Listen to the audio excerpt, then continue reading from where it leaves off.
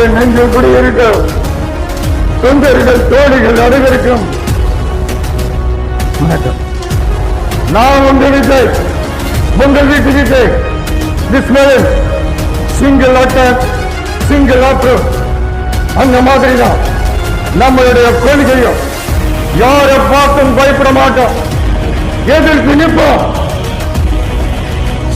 சில பேர் சொல்றாங்க, இவன் ஒரு நடிகர் தானே, திடீர்னு நல்லது செய்யறாரா, நல்லதுக்கு போறாரா, இவர் எப்படி சிஎம் சீட்டில் உட்கார முடியும் அப்படின்னு.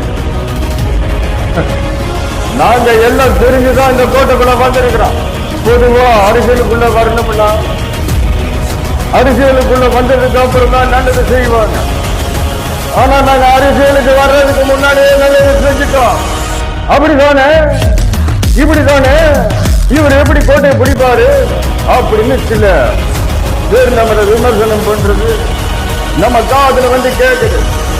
வர்ற 2026 நம்ம தான்